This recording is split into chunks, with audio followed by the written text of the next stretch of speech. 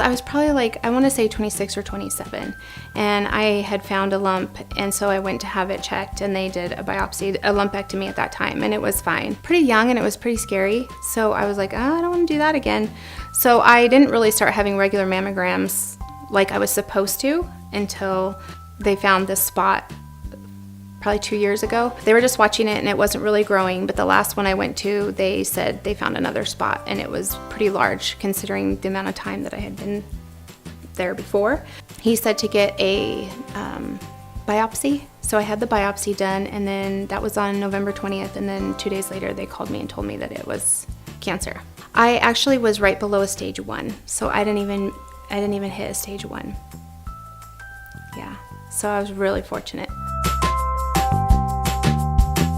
We basically follow the American College of Radiology guidelines, which are that women should have a baseline mammogram between age 35 and 40 for the average risk individual, and that routine screening should be annual up until age 70, and then as long as your expected life expectancy is still 5 years or better, we still recommend that you get annual mammograms after age 70. Well, mammography has been probably the single most important technological advancement over the last several decades that has actually been shown to reduce the risk of breast cancer mortality. And the reason that is true is because we can detect cancers when they are small, and 70% of women usually presented with early stage breast cancer, and that when we do detect these small cancers, we have a much higher chance of curing the patient.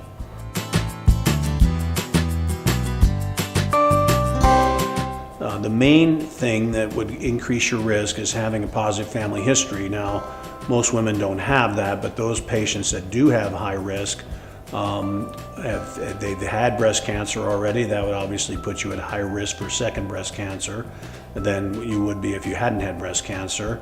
Certain types of pathology on biopsies, atypical pathologies, that increases your risk significantly for developing breast cancer, because we recognize these pathologies to be like precursors to breast cancer. But those patients may be eligible for other screening methodologies, for example, MRI, particularly those with strong family histories. And identifying those patients can be done through questionnaires that ask you about basically for your family history so that your pedigree can be determined. I personally think that's a very important thing that all women should do, is go through that genetic screening process.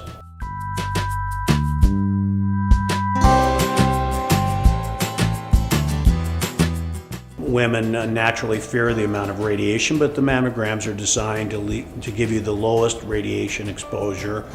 You get more radiation when you travel by air than you do with a screening mammogram, and it's not that major of a risk, that you're exposing yourself, and the benefits seem to outweigh the risk when you look at statistical information. I think only about 10% of breast cancers are hereditary, where we can identify mutations or genetic risk for development of breast cancer. Most women that get breast cancer don't have that. So being a woman is a risk factor for having breast cancer. It's 100 times more common in women than it is in men.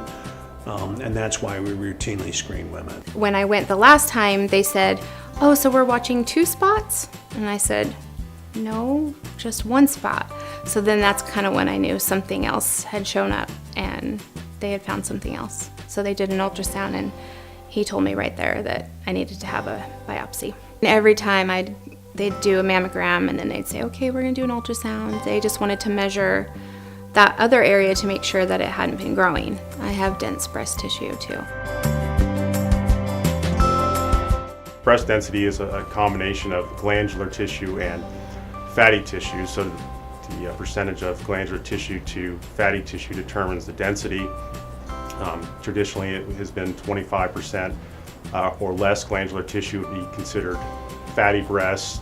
25 to 50% would be considered scattered fibroglandular density, and greater than 50% to 75% would be considered heterogeneously dense, and greater than 75% of glandular tissue relative to fatty tissue would be considered extremely dense. Completely fatty replaced breast, the odds of being very confident in detecting cancer, probably 90-95%. Someone with extremely dense breast, somewhat like this, where all this white tissue is glandular tissue, it would be very easy to miss a cancer in one of these breasts. When we screen women with dense breasts, we frequently make recommendations that they perhaps should consider other imaging modalities, such as ultrasound, or if they do have an elevated risk of breast cancer, perhaps MRI as adjuncts to the mammogram. They don't replace mammogram because mammogram shows things that